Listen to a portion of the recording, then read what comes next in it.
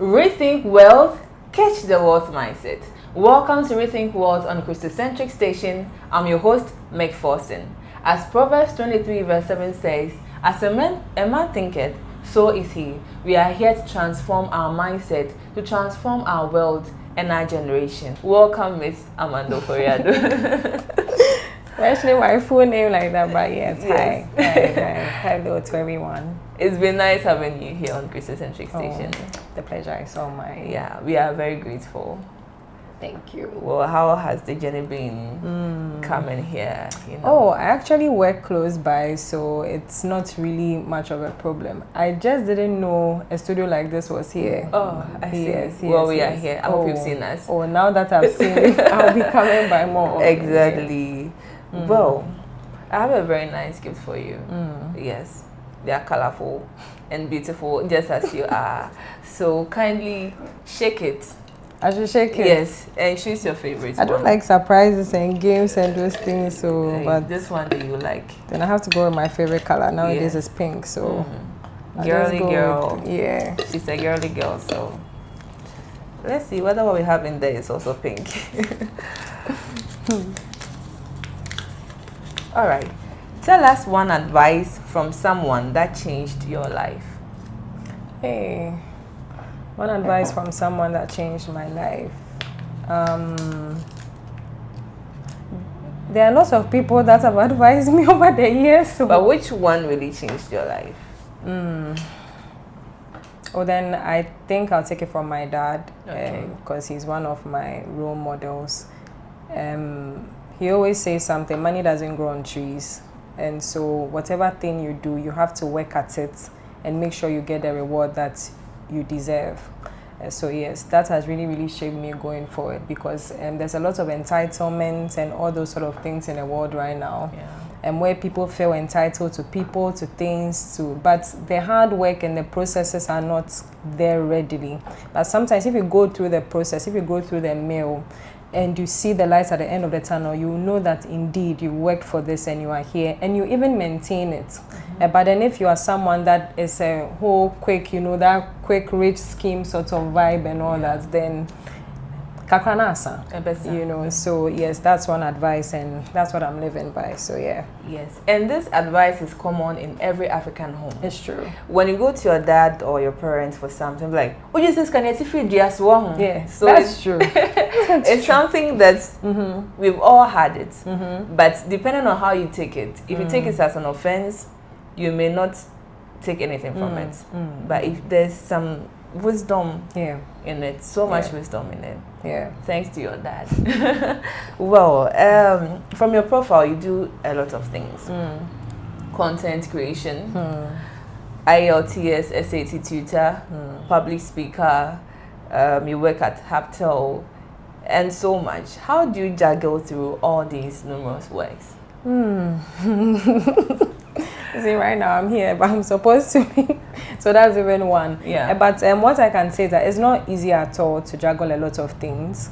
I don't think it's even advisable sometimes, but I think it's necessary to do that. I was listening to a talk on there's this Awaken Your Inner Goddess by Maria Majid. She's really big on LinkedIn. She's one of my recent role models. And one thing she said was that don't put yourself in a box all the time. Just because you're a farmer, that doesn't mean you can't, teach people also how to farm. There are lots of things you can do at the same time if you want to. And so what I do is to make sure I prioritize everything. Priority is key. Like I said, it's not easy, but priority is key. And the thing is that so many of us want to do everything at the same time, and then you end up not doing anything at all, right? Yeah. So put it in 4 blocks. What is urgent and important? What is important but not urgent? What is not important and not urgent? And then what is really not necessary at all? And then you find that you can do it. And so for me, with the children's services, I'm the CEO of our Mandy Children's Services. And so what we do is that we teach IELTS, TOEFL, GRE, SAT and all that, just to prepare students who want to travel abroad and all that. Don't let Trump deter you. It's still going on and everything.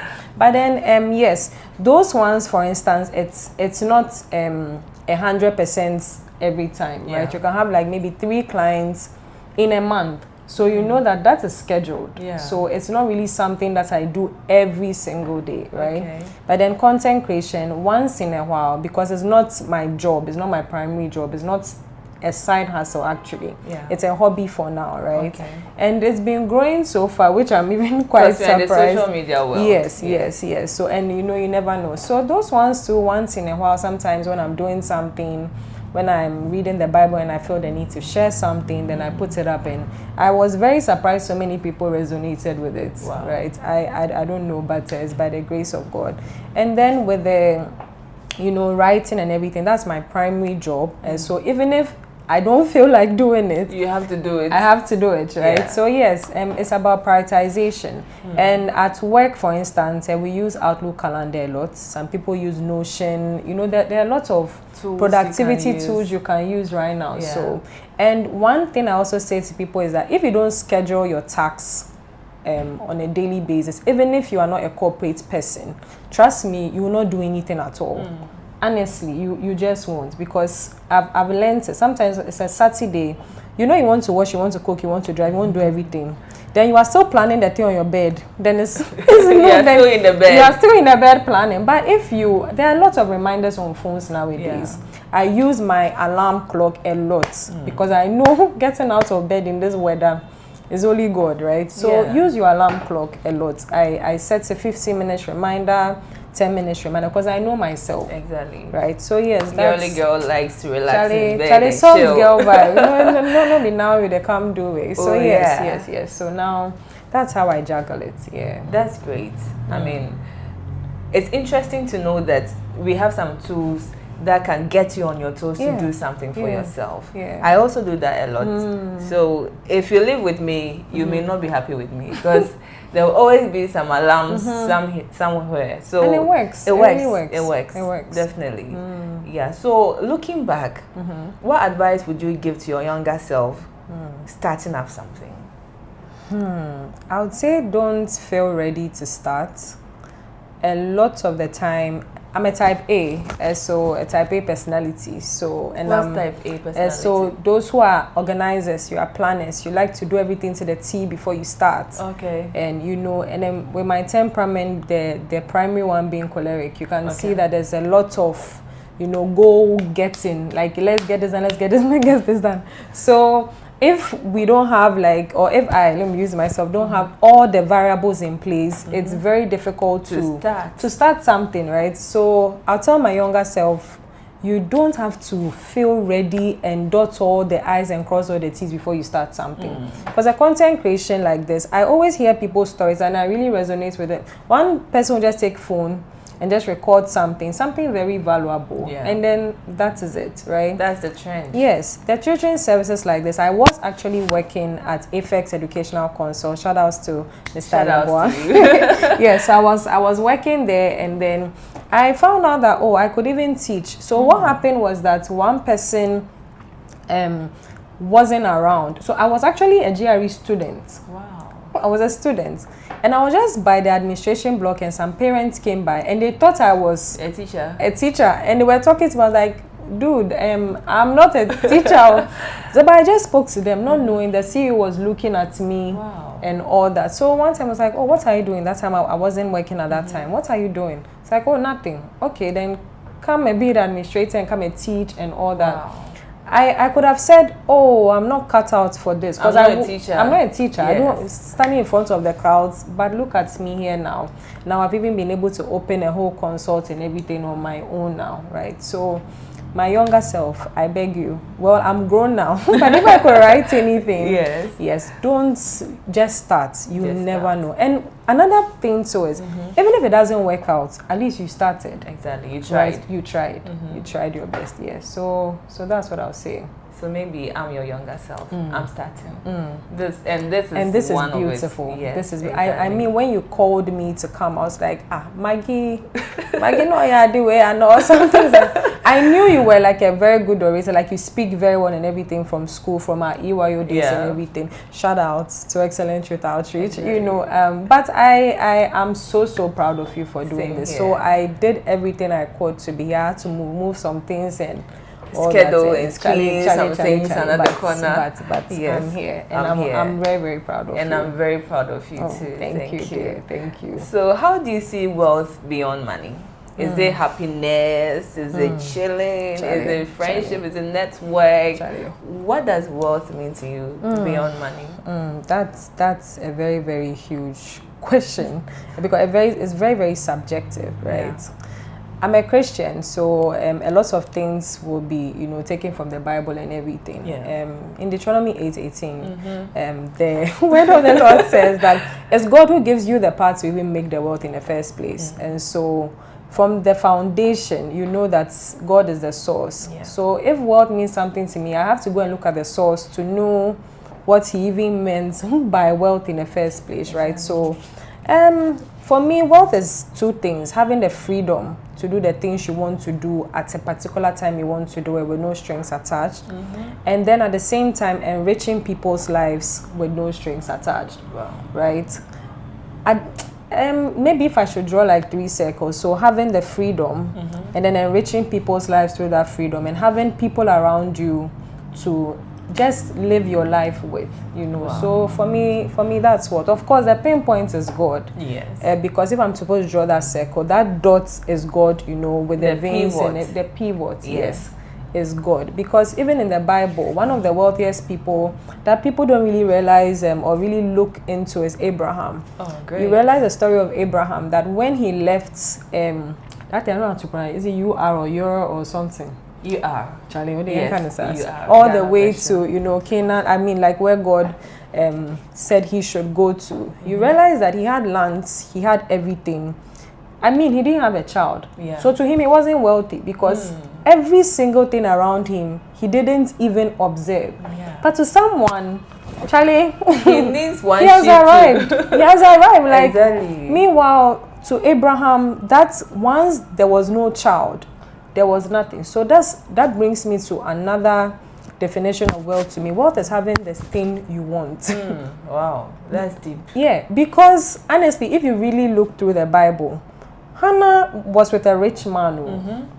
If in the olden days, if you can, even now, if you can afford 2 girlfriends, Charlie, you are rich. You are rich. In this you are rich. Ghana. You are rich. Hey, like, don't let anybody tell you are poor. You 2 are girls, one boy is saying that too.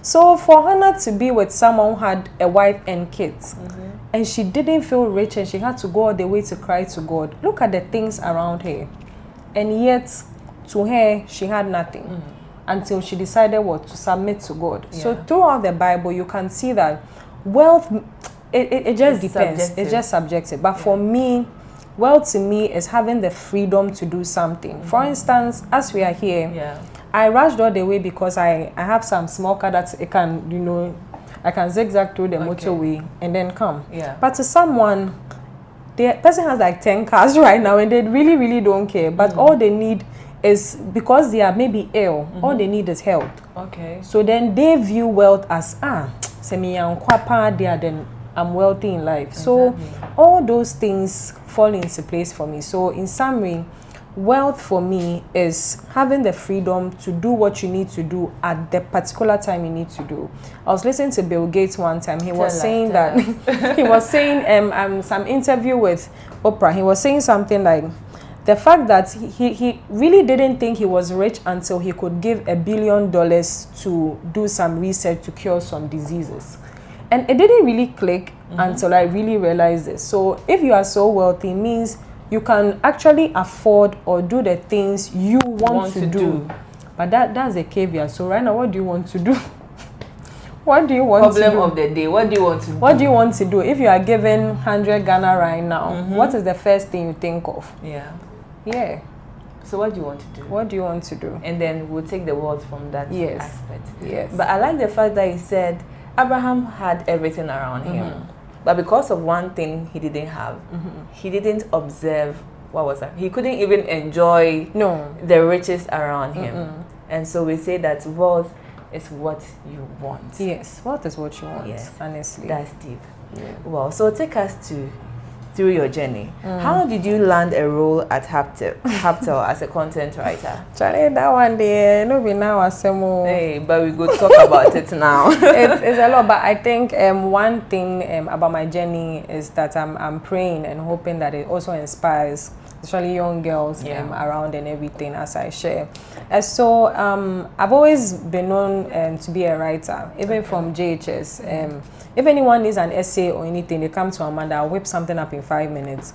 You were the chat GTP of your time. Charlie, you know, so even from Roshan to Abri girls, I really was a good writer.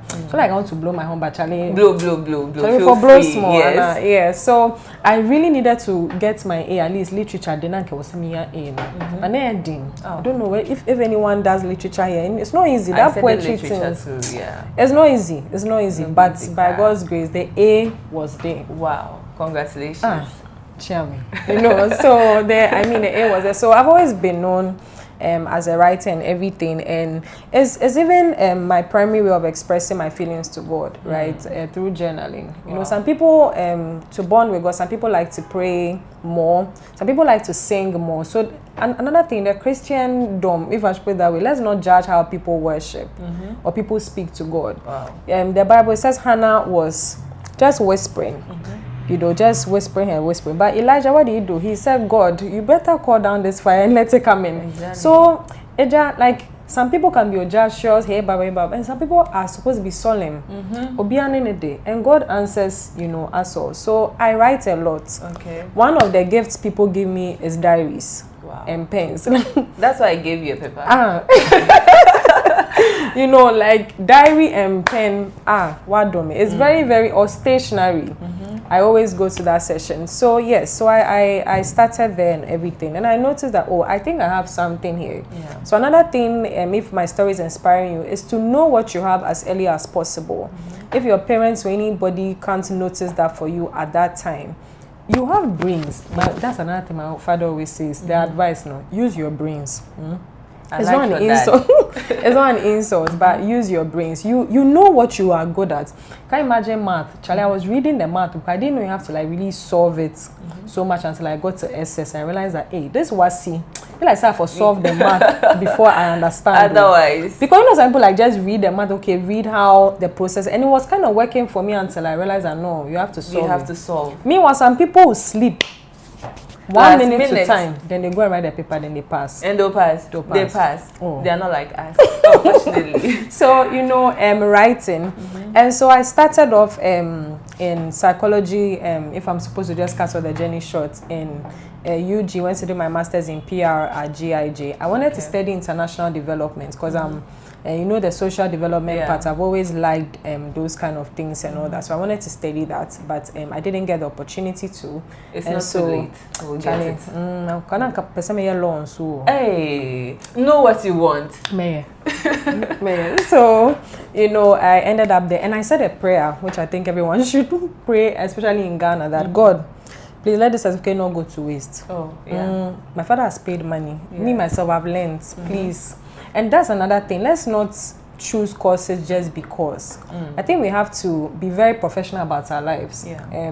Fine. I think below 18, your parents have the opportunity to choose everything. Decide for you. Yes. And that's where prayer comes in the equation, right? But I believe after 20, I think you should know what you want to do. You have your freedom. Yes. You know, even if you are living in your parents' house, you should know, and then why I'm making it. Yes. Because can you imagine if Serena Williams was not playing tennis? What would she be doing? Because the chick, from the look of things, the school didn't go. Yeah. But look, we are hearing her name, and you, that's the book, no? Yeah, doing your master's, PhD, and still. Charlie, you are still at home. You know, so that's one thing. So I told God that God, this thing, I'm not for waste time. Not for waste. I've suffered with this. But it went very smoothly. GIJ, shout out to all of them there. Now it's Unimark. Okay. You know, now it's Unimark. So I went there, and then by God's grace, again, I'm just sharing this and advising at the same time. Okay. Be nice to everybody. Charlie, you don't know where anybody will end up. Network. So, you know, backstory to when I was an SAT tutor. Okay. One very nice gentleman came and said he wants some home tutoring and everything. And so it was out of our we were not supposed to be doing that and all that, but I was like, you know what, the way you've come to me and like that now, I'll go do one for you, you know. So I was going to his house every weekend and everything. Surprisingly, after my master's, I was like, hey, now this thing, what will I be working now? Because this PR, I just came to study it, so I wasn't in the field at that time. So then I called him. I don't know, I was praying and I called him. Oh, Mr. Nete, please, I want to come and work for you. I was like, do you know why I work? It was, I don't know, but I just want to come and work for you. I was like, okay, come to so and so place. And lo and behold, he was a CEO of like 4 or 5 companies, like a conglomerate. Wow. Of like people who are into like creative advertising, public relations, digital marketing. All the things I need, he's a CEO. So he just took me to one of the companies. And that's... Charlie, be prayerful. Hey. Listen to God. He will help you, right? So I ended up at Touchpoint Magna Carta. I've been giving shout outs a lot. So let me feel free. You have the freedom. To Mr. Mwate and Mr. Tamaklo and then the rest of us. Ended up at Touchpoint Magna Carta as a PR executive. So you see what God did. As an intern, I started off as an intern there. And they trained me and everything, and you know, like I said, it was favor from God because you don't know the thing, and then someone is training you to come and employ you. Wow, that was God, right? But I decided to be teachable. I decided to be humble. It's, you know, those things. It's a decision you have to take. To be humble and teachable. Yes, it's a decision. Drop that pride, Charlie. It's really a decision. It's not rocket science. Yeah. Because sometimes you know that this thing you can do, but someone is your senior. Humble yourself. Humble yourself. Pretend like you don't know and learn. Yes. It will not bring your integrity down. Yes. Yeah. Right. And so they started giving me projects. We won a pitch for Malta Guinness to go and be the PR for them whilst they were sponsoring the Ghana Women's Premier League at that time. Okay. And they gave me such a huge opportunity and that made me grow. So the writing hadn't even come yet. So now it was like a mixture, you know, reputation management, crisis comms, stakeholder management, how to talk to people. Charlie also taught? Yes. Wow. How to talk to people, because as PR professionals, you have to learn how to talk. That's why I say after lawyers, some people call PR people the next liars because you don't really know. You can vibe. Yeah. If you are dating a PR person, hey, then an incoming husband, Charlie, a person go vibe you. Like you, if you are angry, said then you will not be angry again. So yes, it's been awesome, lovely, exciting having a conversation with you with regards to wealth, and we really appreciate it. Thank you. So you know what? When I say rethink wealth, then you say catch the wealth mindset. We are going to take it together. Okay. Are you ready? Rethink wealth, catch the wealth mindset. Yes, and of course we've caught a lot of mindset here today, and I'm sure if we are anxious about starting something, a business or anything, now you are going to try. If it doesn't work, we are going to try again. Yeah. And in the next 2-3 weeks coming, you'll be doing something so powerful. And thank you for joining us. Don't forget to join Christocentric Station on Instagram and all social media platforms, or listen to us on www.christocentric.com to enjoy our 24/7 sanctified content. Catch you on our next episode. God bless you. Bye. Healthy juices. That's why even from our raw materials, we source only organically grown raw materials.